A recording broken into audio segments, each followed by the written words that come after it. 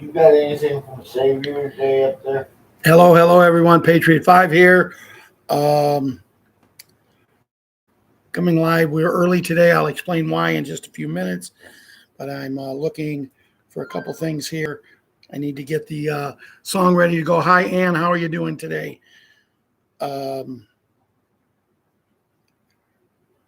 This is I don't want that. Trying to get everything ready. It's just a little bit of a whirlwind here, but we'll get through it. So, were you abused by a member of the Catholic Church in Illinois when you were young? A global settlement. So, Ann, it's good to see you here. How are you doing today? 2025. An Illinois attorney. Okay, so anyway, sorry for the distractions there, and good to see you, Diane from BA. I'm going to go ahead and say the pledge and get the music. I'll come back and I'll tell you why we're going early today, and then I will talk to the kids and get into the show. Hey, Labrador. I pledge allegiance to the flag of the United States of America and to the republic for which it stands, one nation, under God, indivisible, with liberty and justice for all.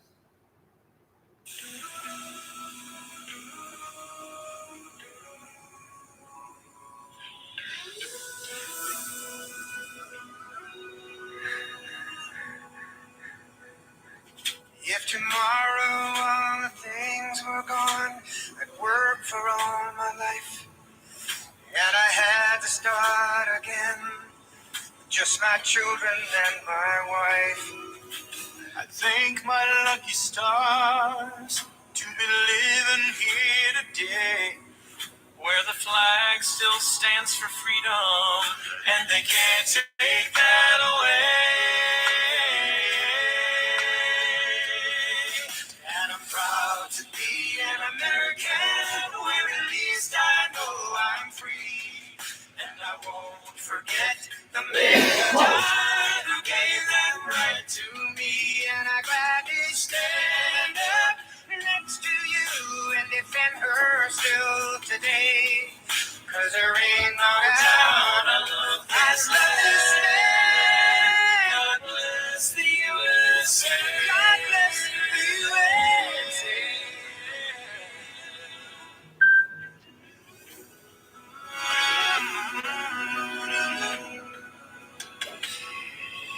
From the lakes of Minnesota to the hills of Tennessee, across the plains of Texas, oh, from sea to shining sea, from Detroit down to Houston, and New York to LA, where there's pride in every American heart, and it's time we stand and say,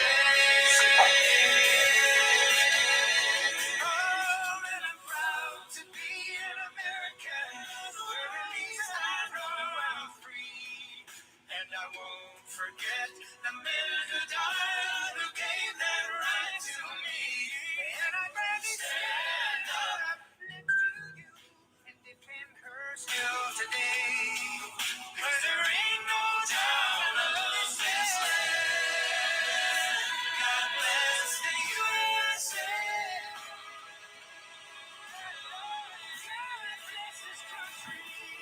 And I'm proud to be an American.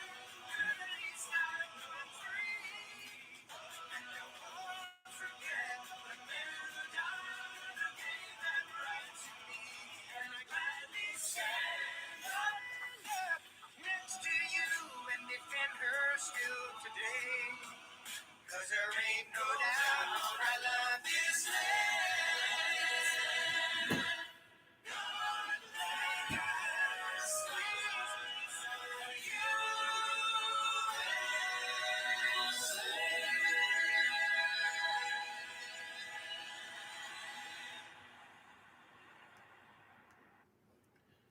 So, welcome everybody. Ann, Diane, Labrador, Ian, Robin, Richard, Jenny, Sandra, Golden Arrow. The reason we're on early today, guys, is because the other day my daughter's house caught on fire. They was out in the garage watching a football game on Sunday, and I probably mentioned this on Monday, but they still don't have a stove. They still don't have a microwave. So tonight I'm going to get their supper and take it over to them. My daughter's trying to work 8.5 to 9 hours a day teaching, raising 3 kids, while my son-in-law, unfortunately, his job is putting him on the road for a couple of days, and she needs some help. So I'm going to go help her tonight by putting something together for supper for them. I'm actually even thinking about going into Walmart. Me and Ron need a new microwave, but we just need something to heat stuff up. And I know people, you're going to say, oh, don't use microwaves. Well, you know what? Until they can give me a better alternative, they can tell me all I want anyway, but at my age, it isn't going to kill me using a microwave. We're either going to get the beds, or my years are limited. And how many, I don't know. Remember, guys, 8 times in my life, doctors have told me, legally speaking, I should be dead. So I don't really worry about small things like that. And, you know, I'm not trying to be brave like Charlie Kirk, but the fact is, if something happens, it happens. I can't do nothing to control it. That's why I put my faith in Jesus Christ and God, and we'll go from there. Hi, Ellen. Hi, Tony. From Kentucky, Golden Arrow from Kentucky. I'd ask you if you deer hunt, because I know Daniel Boone used to down there. But that's why we're here. With everything I've been through with this, what could be, and it can really rip you apart if something happens and you concentrate on what could be. They could have lost their whole house. My granddaughter was upstairs in her bedroom, didn't know nothing about it. You know, could they have got her out the bedroom window? Their 2 little dogs was inside. Could they have got them out? But God was with us and he got them out. So I don't think it's too much for me to go over there tonight and try to help them out. I've tried to the last couple nights, but our schedules didn't coincide. But tonight I'm just going to go ahead and do it. That's why I'm doing the show early. She has to come home from school, get Liam ready, Patriot 7 ready, and go to take him to football practice and go pick him back up. So she couldn't even begin to start something. Last night they had pizza because they have one of those pizza pizzazz makers. But, you know, they had pizza Sunday. Now they're having pizza again. You know, them are kids that need a good meal, so we're going to make sure that they have one tonight. So the kids, I feel like I'm speaking on deaf ears when it comes to kids. You know, I was reading something about the kids the other day, and it kind of reminds me of, you know, all the kids that we talk to. But I was reading something, and the kid said, "You thought you had it hard, Dad. Look at what we got to go through." And the dad said, "Yeah, you're right." So he took away their cell phones, he took away their tablets, and he took away their computers, their TVs. And he walked over and he left the room for a while. And he comes back and he's got a whole armful of books. He has a transistor radio. And when they said something about playing, he opened the kitchen door and he shooed them outside. He said, "Make sure you're back in the yard by dark. If you're not, you get grounded." And they go, "Well, what do you want us to do with these books?" Well, just consider them are your new Siri. You have a question, you look in the book and you read the answer. And he just kept going on in that subject. And it reminded me, and it's just something that, I don't know how to explain it, but I really and truthfully thought when we started this journey, kids, but your generation was the generation that God wanted to be the leaders eventually, because you're going to see what we're going through.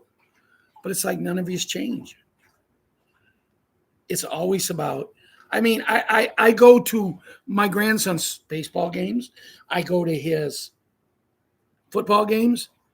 And they're dressed up more as clowns than they are a baseball player. They've got the stuff under their eye, pouring down rain. And all these kids has got their stuff under their eyes. Playing football, they got the stuff under their eyes with their mommy being real nice and putting either their initials on one side and their number on the other. In baseball, they got to have a glove to slide into second base so they don't hurt their pinkies. Man, I'd like to get all the kids, put them in a camp and just tighten them up a little bit. Get them to where they're strong. Put them through what we went through. And I'm not saying we went through the worst, but why, Diane VA, Johnny, Richard, why did God pick us to be the guys and the women that's going to bring this home? He brought our generation because the baby boomers is the greatest generation ever. Our generation is it. I look at my son, who will be 41 years old. He'll be 41 years old on September 22nd, this coming Monday. He has 2 children. He put on some weight. Well, naturally he's going to put on weight. He works upstairs in his bedroom. He has a desk up there with 2 computers. It's on 9 hours a day. He comes downstairs to get lunch. He goes back upstairs to eat it while he's working. But now he started to walk because he's trying to help himself, and I'm proud of him. But he walks slow, and he's always got this, like this. Because there's a game. And in our town, this game, whenever you get to a certain destination, you can get extra points if you can capture somebody. He's 41 years old. Go out and walk a little faster. Get the heart rate a little bit quicker and lose a little more weight. And I don't care if he's heavy or not. That weightness doesn't have nothing to bother with me. But how do we teach kids to put the TVs, put the computers? I was down at my house until I come down here to Ron's for lunch and to do this show. I was down there until about 12:30. I never once turned the TV on. My grandson come downstairs this morning. My son had to actually go in to the office. He had to drive an hour and a half to go to work today. 1 day a month he has to do that. Special, he's a boss. So they have a bosses meeting. He gets a free lunch and everything. So I had to get the little man on the bus, and I said, "Hey, how'd you like a surprise dinner?" He said, "What's that?" I says, "Let's just stay a little bit longer here." And he goes, "What do you mean?" I said, "Well, you can get on a bus at 7:15, or we can leave here at 10 minutes to 8. And you can play and you can do whatever you want to do for the 30, 35 minutes. I'll take you to school, just like I used to take your daddy to school almost every day." He goes, "You'll take me to school?" And it was like, wow. His dad is home every morning. Yesterday, they got this little boy up at 5:45 to get him ready for school because my son had a meeting yesterday and he didn't know if he'd be downstairs at 7:15. Instead of coming downstairs and saying, "Dad, would you get up and take care of him?" No, they got him up at 5:45. He's 8 years old. You're getting him up at 5:45 to have breakfast, to sit there and watch TV or play games until 7:15, to get on a bus that if you go straight to the school, it's about a 6-minute trip. It's a 45-minute trip for him. And he has one of the shorter trips. This school district that we're in, Charlie Kirk hits it perfect. The way the kids are treated in schools and what colleges are is a total farce. It is a total farce. Hey, we'll give you this and this and this. I was watching a Charlie Kirk, an old one last night. Well, it has to be old because he's not with us no more. But I was watching one, and this professor at this college decided, kids, that he wanted to go after Charlie. And oh my goodness, when Charlie got done with him, the kids in the stands are saying, and you're our teacher? You're the reason that with people who take your classes, we're paying $35,000 a year to go to school here? You know, we lost a great one if we lost him. And we did lose him because whether it's how we feel, how it is, or whatever it is, he's gone from us. The Charlie Kirk that we knew will never be alive again. So that being said, kids, Super Jimmy, I said all of this because I've asked you to be a kid. And I want to ask you this now. Why would you be up at 6:30 in the morning? I'm just talking about how my grandson needs to sleep more. So do you. You're 11 years old. Why would you be up at 6:30 in the morning, actually 6:25, posting on Telegram? That is not things kids need to do. I'm not going to stop you, and you have every right to do what you're doing. I'm just trying. I can guarantee you if your mommy was still here, she would not approve of that. But I'm not going to use that card. You're the one that's got to decide. And your daddy now, he's home. And I'm not telling him how to parent. I will not step over them boundaries. When I got up this morning, I looked and I seen, oh, wow. I went to bed at 3 o'clock in the morning. It's 6:30. We've got 6 new messages. And I'm expecting some big news. After Bruce's call last night, and some people may think Bruce's call wasn't much, but there was a couple things that if you noticed, it was a great call. And I'm thinking, wow, 6 messages that quick. I got to see what they are. And all of them was emojis from Jimmy. And that's fine. He does it every day. But do it at 7:30 or 8 o'clock in the morning.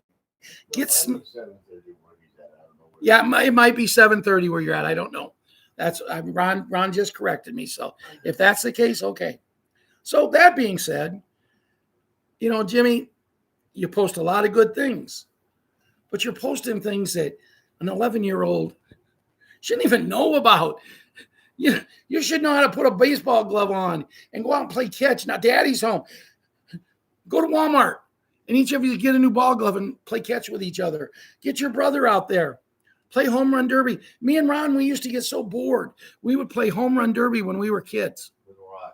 With rocks or walnuts. Mom would say, go out there and pick them walnuts up so we can hustle them heavy things off of. Yeah, we come up with a different idea. We come in and we give her the whole bucket full. And she says, how'd you do that so fast? As we played home run derby with them. And then we'd go and pick them up. We played home run derby with rocks this big. And neither one of us ever got hit. We'd pitch a rock in there just like you pitch a baseball. And man, a rock with a good bat, man, they travel a long way. We used the plastic bats back then if we had one. Because man, there's nothing sweeter than when you hit something really solid with one of those plastic bats. It just sometimes Ron would hit and win. We play ball, me and him. You know, people get going about how you play with the little wiffle balls. Well, if we didn't have a wiffle ball because we didn't have a lot of money, but you know the one thing we always had? My mom always had a bowl of plastic artificial fruit. We couldn't afford real fruit. But when people come and seen our dining room table, there was always a bowl of plastic fruit. And you know, a plastic orange or a plastic plum, it's kind of like a wiffle ball, only thing just a little heavier. So we play ball with that. And then as soon as Mom would come home, we quit playing and we put the fruit back in the basket. Yeah, then that's how we were kids. We couldn't afford real fruit. But you know what we did as kids, we went out and picked our real fruit. There's a lady next door that we rented the house from that we lived in. We'd go over and pick the grapes for her. Sometimes as a kid being mischievous, we'd sneak up and get in her grapevines She couldn't see us. The way she had them built up over a trestle, you couldn't see us in there. We'd stand there and, you don't want to eat too many grapes because, there's always peach trees and pear trees. We'd walk down the railroad tracks, and there's blueberries, strawberries, blackberries, asparagus, and that's what we did, guys. That was our fun. But one of the most funs we ever had was we always had chickens at my house. We had a lot of chicken, And there used to be this place in Herscher. It was called Hendrick's Hatchery. And a hatchery, when an egg doesn't hatch, oh, that's not nice. And a hatchery stinks. Oh, that's not nice. But where they lived, where they had property just outside of Buckingham, a little over a mile, there was a corner. And they owned that area. And they would take all these old eggs that didn't hatch, or these chickens that weren't good enough to sell at the market. They would take all these and they'd throw out there. So we'd go out and we'd catch these chickens that weren't good enough. And when it's 90 degrees outside and there's eggs that didn't hatch in a hatchery, boy, you wouldn't believe how many hatched out there in that sun. And we'd go out there with crates and we would catch them and we'd bring them home and we'd raise them. I had pet chickens. That's the bad thing about it, because when you have a pet chicken and the next thing you're doing, you're eating that pet chicken, and it didn't set well with me. It's kind of like the joke. The man went into Kentucky Fried Chicken and he got 4 buckets of chicken, 4 20-piece buckets of chicken.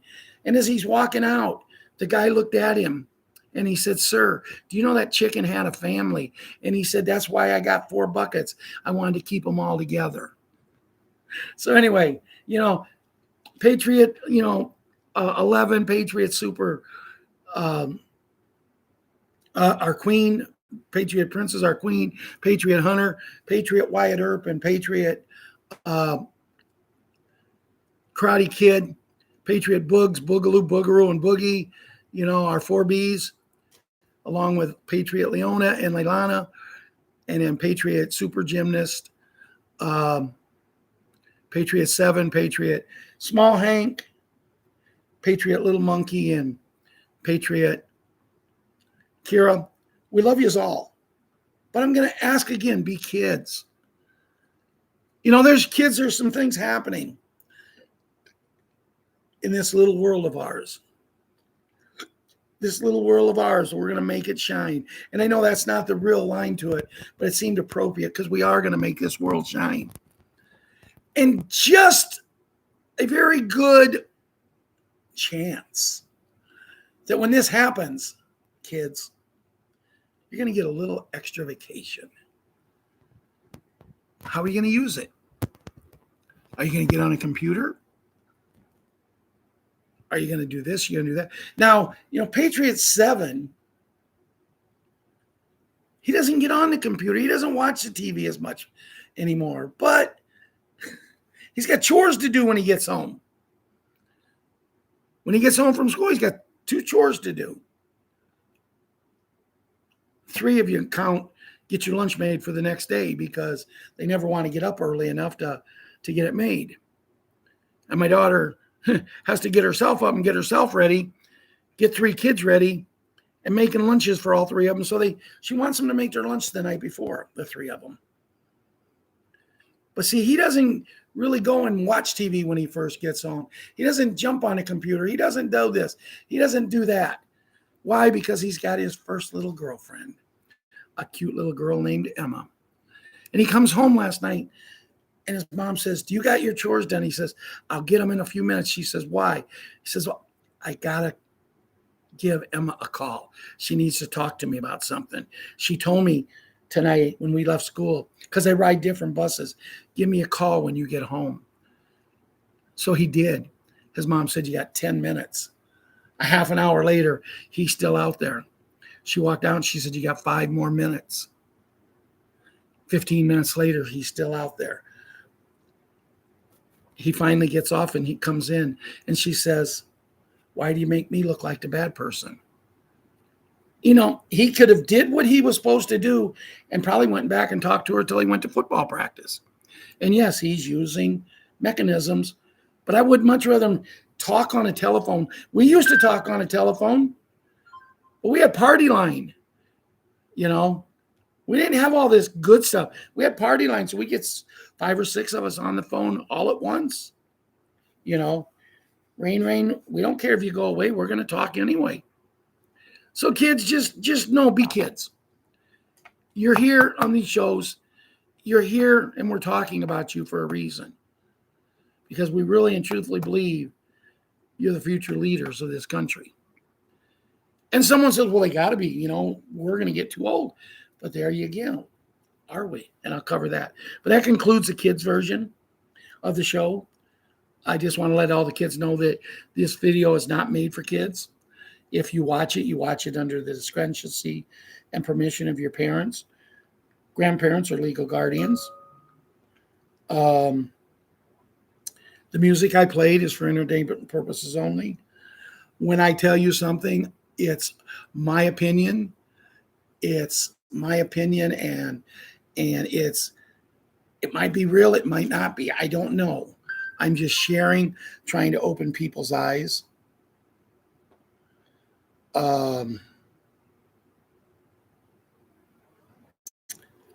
If I play any other things today, once again, it's for entertainment purposes only.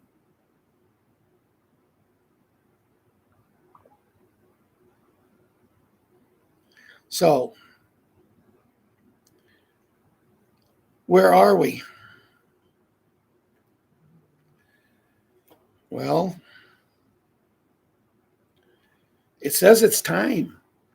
The green light has been given by President the Hat, Global Military Alliance in motion, global alliance to take over fake news, mainstream media make mass arrests. So that's one place we could be. Here's Bruce last night. Bondholders traveling to Reno all week being vetted for legal owner of bonds through Saturday, meaning the bondholders are coming into Reno. They're being checked, double checked, and triple checked to make sure that they're the right person. They don't want someone coming in like Ralph Anderson, who says they're Ralph Anderson, and they're really a cabal member with you know, I don't know if you could get a handsome face like this on a mask. Just joking. But anyway, that's where they're at. For us, the bondholders are transacting in Reno does not say when they get funds and when they can spend the funds.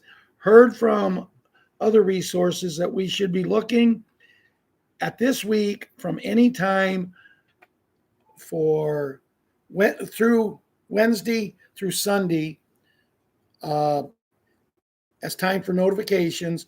One source did say, I don't see how we can get it out this week without exchanging.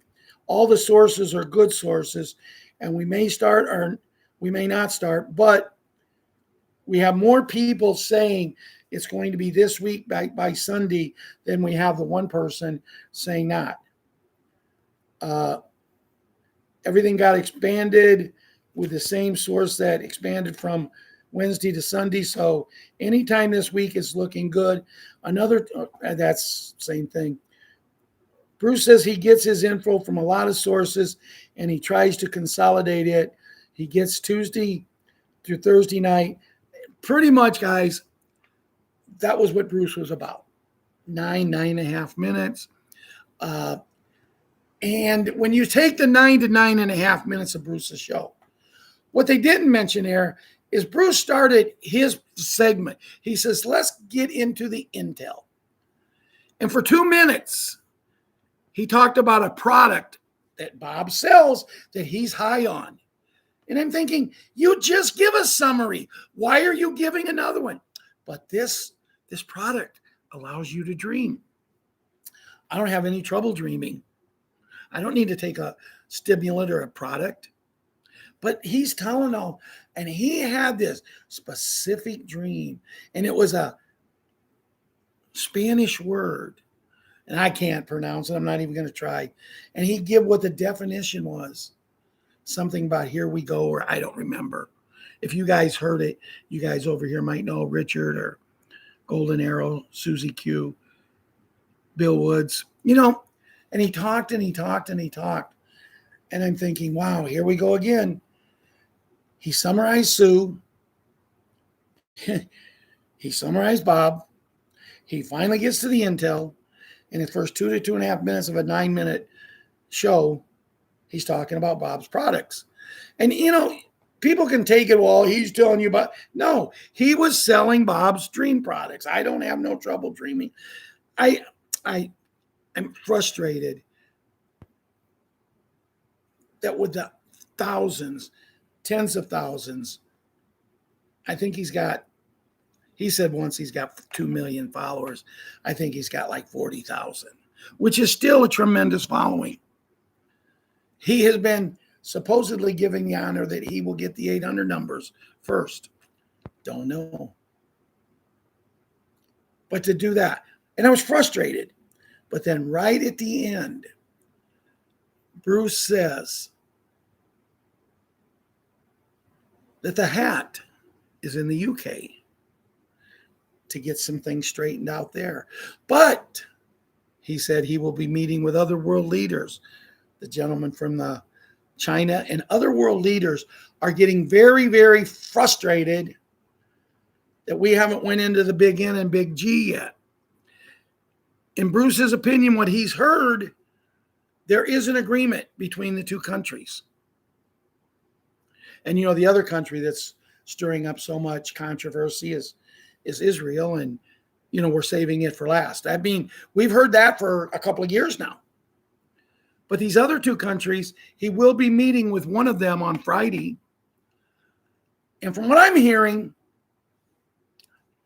kind of a phrase similar to what I use a lot. He's sick and tired of being sick and tired of this thing going on. See, because if this ends, then we can announce the special beds. And, you know, there's some stuff about them that I may get into today and I may not. But the whole thing about this special beds, think of the millions of people who have lost their lives because of this.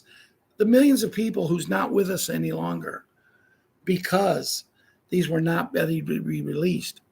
So when someone looks at me and says, why are you a white hat? Why are you a patriot? Why are you wanting to make America great again? Because I want to see people have the right to live. I want to see people have the money in their pocket. And everybody knows that I was a huge follower of Charlie Kirk. I really, really liked him. But some of the things, and you can ask Ron, I've lost it a couple of times seeing some of the things. I read an article yesterday about Charlie Kirk. 4 top people have come to the aid of the Kirk family, donating millions and millions of dollars to make sure the family is well taken care of. They're already self-made millionaires. 2 people have stepped forward and said they will take care of his kids for the rest of their lives. They will never have to worry about money the rest of their lives. And it's a great gesture. Bill Woods, Susie Q, don't you think that's a great gesture? What about you, Golden Arrow? That is an amazing thought. But then reality hits in me. And what about the people that in a couple of months when it's really cold out, what about the people who's going to be out like this at night, afraid to go to sleep because if they're afraid to go to sleep, they'll wake up as a popsicle the next day. And I'm not saying that to be cute, but that's a bare fact. Why, instead of giving multimillionaires multi-million dollars, don't we take this money and give it and get people off the damn streets? Why don't we do that? And it really, Pamela, what do you think? That really has lit a fire under my butt. Yes. So, sorry, I got a little excited there. But, you know, it is what it is.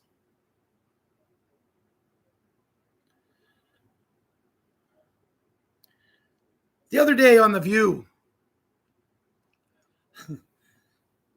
I seen a video. I don't watch The View. I've never watched The View. I've seen some videos either on TikTok, YouTube, or places like that.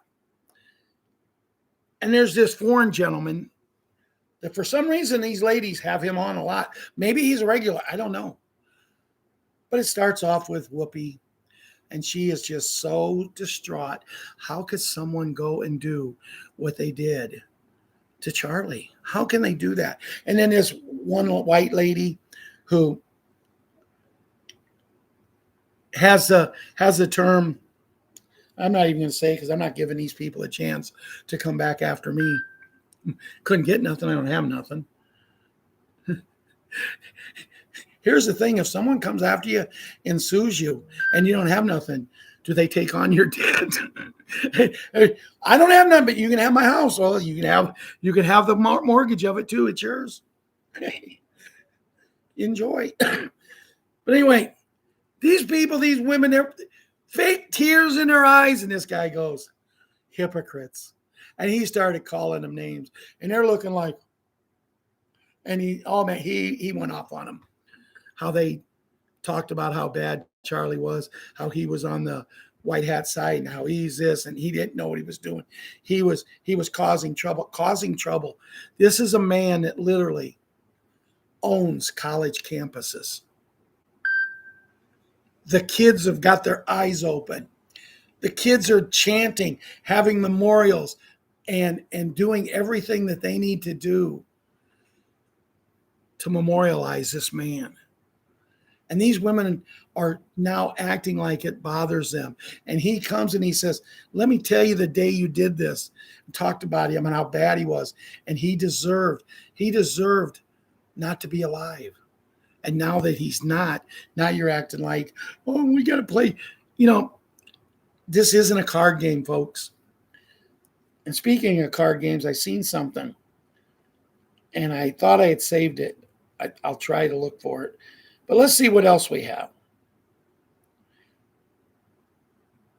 Prince William, in their walk yesterday or today, points to the real king. Melania wears a purple hat because purple is the color of royalty. Melania is the real queen. Purple hat equals 117. It's time to go equals 117. The king is back 119. London Bridge 119. Charles is shot. King Charles. KC thinks mirror. Okay. Charlie Kirk. Charlie Kirk was shot. Shot was a symbol that the real King Charles has been, you know what? It begins with an E and it has an X and an E and a C and UDID. Bank of England is part of a 3-city-state empire. Royal family committed crimes against humanity and money laundering, 1776. Worldwide means Q, World Allowance / Good Guys, 1 WW3. We won the run. The world, if we don't, bad cabal wins. If Diana is one of the keystones, what is Diana is one of the hat cards.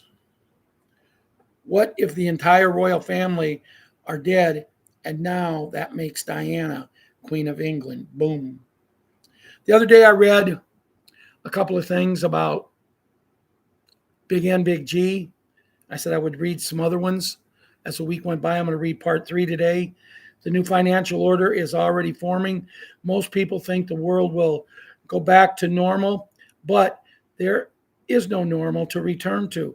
The system that governed the global economy for decades, debit-based currencies, interest, slavery, centralized gatekeepers is breaking down quietly, intentionally, and permanently.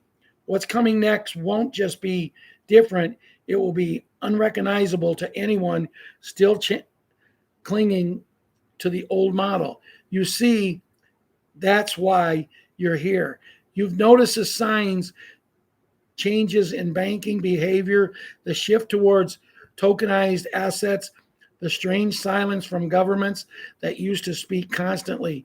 You've seen the stories they won't talk about on mainstream channels. Nations trading outside of SWIFT experiments with global black digital currencies. Countries testing programmable vouchers in local economies. These aren't coincidences, they are previews. A global reset isn't coming, it's underway. While headlines keep people distracted, the smartest individual, elites, families, forward looking governments, sovereign wealth strategists are moving fast behind the scenes. They're preparing for a future where cash is no longer king, banks are no longer immediate transactions, identity, ownership, and value live on a decentralized system, and control no longer belongs to those with the loudest voices, but those with the clearest vision. They know what's coming, and you do too, even if you can't explain it, because you can feel it. You're not just here by accident. You've asked the right questions, you followed the right trails, you refuse to settle for a life of quiet compliance inside a broken machine. That's why I'm writing you now. I spent years inside architecture of this shift, reading the underdacted documents, listening in on the unspoken agendas, working on projects that most people won't hear about until it's already too late to act. And I'm telling you, the new system is already humming beneath your feet. This isn't about hype, it's about preparation. That's why we built the CQFS channel to connect the early minds, the ones with eyes wide open, to deliver roadmap, not just headlines, to equip those who will lead, not to those just. We are here to make sure that when the dust settles, you don't just survive, you thrive. Because those are who understands this transaction before it happens public will have the opportunity of a generation. You're already ahead, and in the coming days, you'll receive the tools to go even further. Stay close. The signal is coming, and when it does, you'll be ready.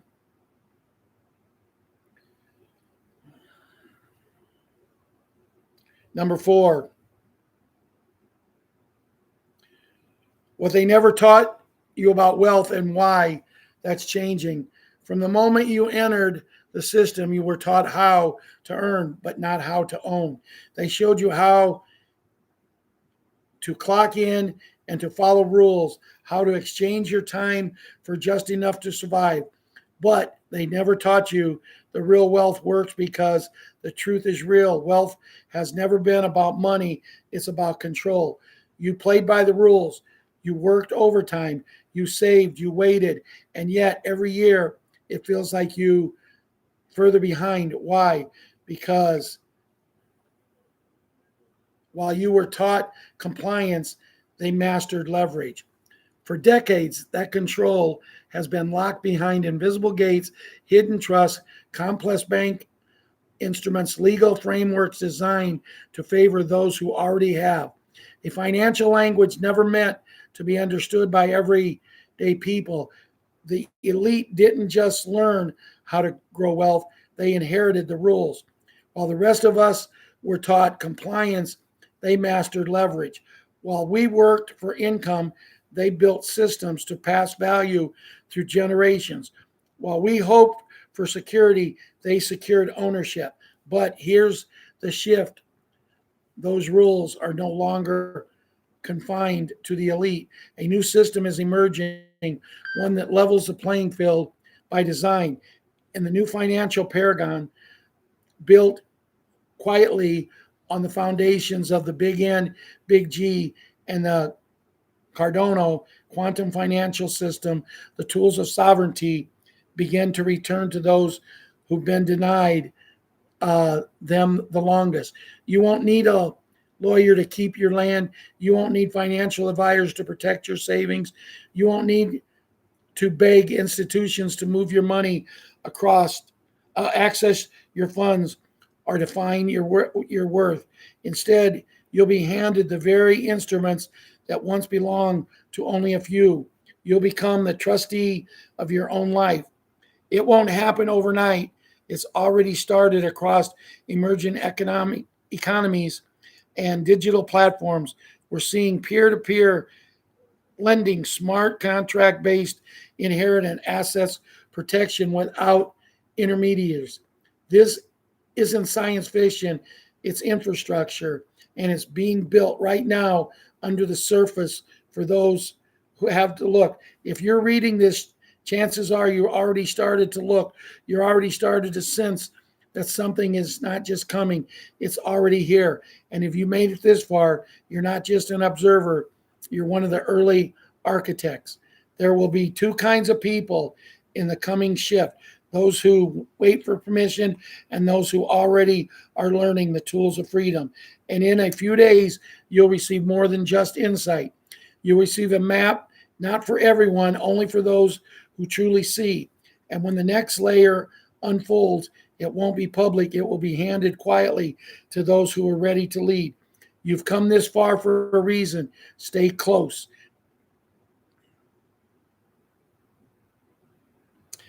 Then I got one more, number 5, and that's the whole series of this. The final advantage, why preparation is everything. In every shift, there are two kinds of people: those who wait to be told what to do, and those who already know what's coming and are ready to lead. Right now, the gap between them is growing fast. While most still scroll, argue, and doubt, a quiet class of future leaders is forming, sovereigns in training. And if you're reading this, you're likely one of them, not because of what you have, but because of what you're willing to learn. Around the world, the big N and big G are moving from theory to structure. Tax systems are being reevaluated. Central banks' power is quietly fragmenting. New value rails are being tested. Peer-to-peer assets backed, borderless. The architecture of freedom is being laid down right beneath the surface. But here's the truth: the new economy won't come in a guidebook. No government will hand you the keys. And by the time they admit it's here, it will already be too late to catch up. That's why we've been preparing something different, not for everyone, for you. A way to navigate what's coming, a tool set built for those who refuse to be surprised. Very soon, I'll be releasing a private guide, a CQFS map, real steps, real tools, real sovereignty. Not just what the future looks like, but how to live inside it. Because when the liquidity hits, the door will swing open fast. And only those who are already standing in front of it will walk through. If you've come this far, don't stop. The shift is real. The time is short. The signal is close. Watch for the next post. It won't be just a message. It will be your entry point. So I don't like to read, guys. I do the best I can, and I don't do very good. Hi, Pamela. Hi, Sandra. Hi, Tony. Just seeing if I talk to everybody here. I like that, Sandra, all the flags. God bless the USA. But before I go, I do want to talk about something. That there's a young gentleman who has a dad that his initials are MJ, and it's not Michael Jordan. But MJ was a great singer, a great dancer. This young boy was speaking to one of his friends, and his friend said something about his dad. This young boy, the son of this young man, this man, forgot he was mic'd, and he said he's alive. My dad is still alive, and he was very adamant about it. I wanted to share that because, guys, and we've talked about this many, many times. We've talked about this a lot, and it's something that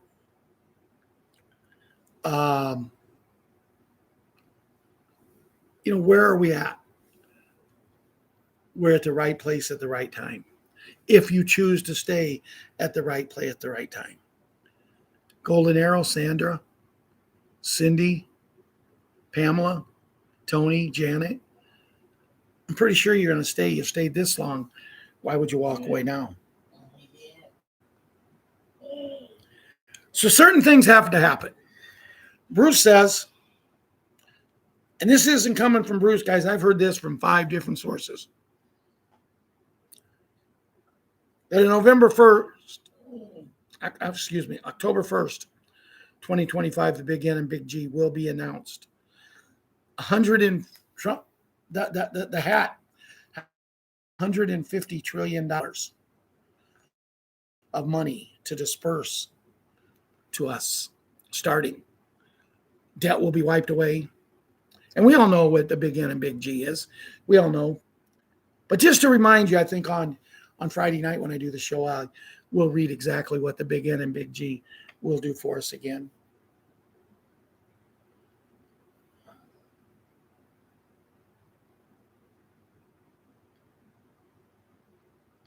Yes, right here's the video of MJ's boy saying his dad was alive. It's on our Telegram site.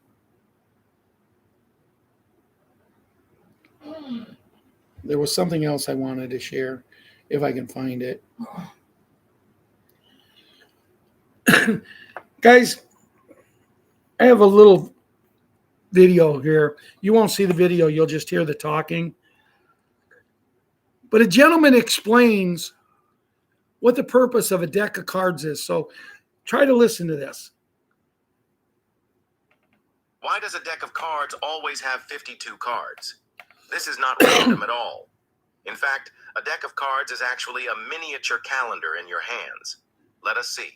52 cards represent the 52 weeks in a year. Each suit has 13 cards, just like the 13 weeks in each quarter. If you add up all the values, ace counts as 1, jack as 11, queen as 12, and king as 13, the total is 364.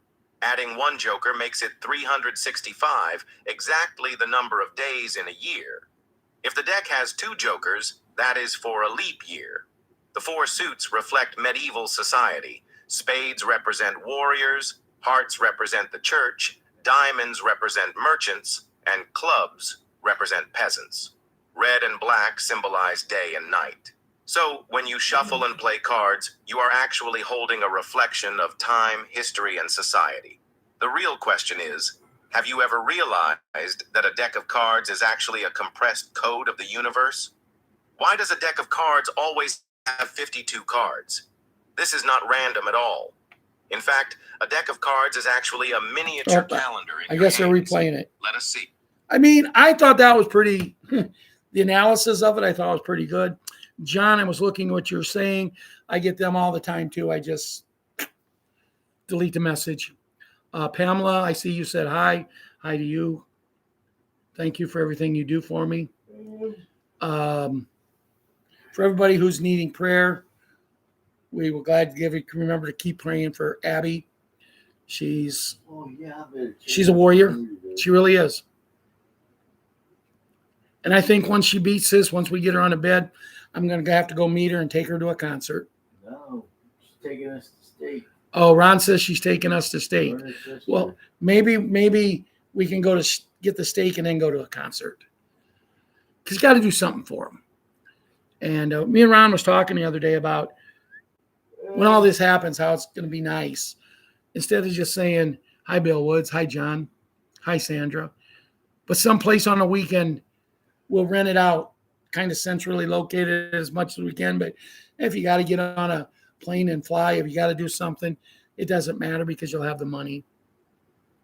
Just keep the vibrations up. Keep everything intact. You know, one thing they say for all of this to go, one of the things they say is, and I just heard this again today, and I mean, it was just something summarized to me because I've known it. I just wasn't thinking about it. When I heard that the hat was going to be in the UK, what do they say? In order for this to go, hat has to be out of the country. Well, he is. But let's talk about Melania. Let's talk about that beautiful first lady of ours, a gracious, loving, caring woman. Have you noticed lately, guys, how much that she is in the news? How much she is being boisterous, becoming a leader instead of just the pretty face, the beautiful face, the beautiful woman, the soul, a heart of gold. Have you noticed how she's speaking up? When what happened to Charlie, she was one of the first people that spoke up. Someone said something about her husband the other day, and she literally put him in her place. And then you have the other people. I watched Kash Patel literally put Melon Head in his place. So much so that even though they was in session, people were in there like this to Kash Patel. Melon Head. Can you imagine what it's going to be like when it explodes? I want to see it. I want to see it. Today is Wednesday. Some people call it hump day. Some people call it middle of the week. I call it the beginning of our new life. Because I believe, and this is my opinion, based on what I'm hearing, based on what's going on. He's out of the country. He's safe. They're already calling Diana the queen. I believe in this stuff. There's over 900 people, from what I understand, that we think are gone that are not. Glory days are coming. There's even more in that we think is alive. You know, if you really want to do something, if you really want to be part of something, put together something that we can all get it noticed. Get it noticed and let people know. Let our president know that this one amendment that Obi took out, and give mainstream media people the opportunity to do whatever they want, say whatever they want without any consequences. Get rid of that and go back it. And a lot of people are saying, make it the Charlie Kirk Amendment, because there was no person, whether he was real, fake, or in between, there's no person that had a bigger impact on our country with kids than Charlie Kirk in my whole lifetime. The campuses, some of these people would walk up and they would hate him. But for every one that hated him, 500 loved him. Don't mourn his loss. Celebrate his life. Push his ideas out there. Get this amendment. Make sure the hat makes it. Make sure mainstream media has to say the truth, because see, it's more than just saying the truth. If a person on Fox News says something knowing it's wrong, he can be prosecuted to very heavy levels. In some cases, even as far as treason. Get this passed. Get this back in. And I don't know why the hat is sleeping on this one. This is something that needs to be done now.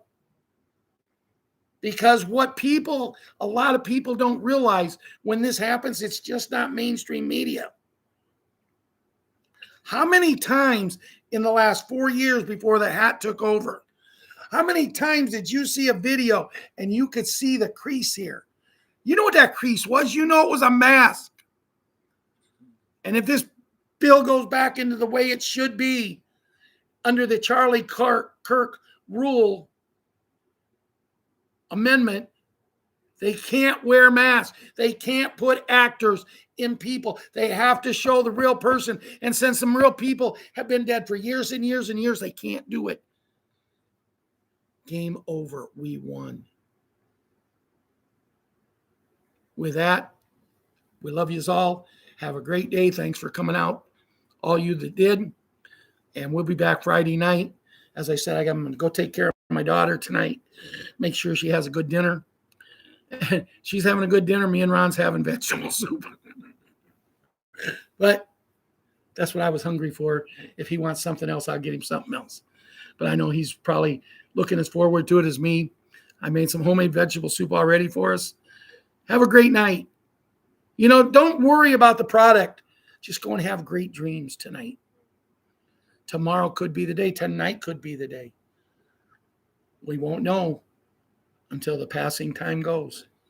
Remember, tomorrow never comes. It becomes today. It's going to happen, guys. They've run out of options. I really and truthfully believe they've run out of options. They can't keep going like this.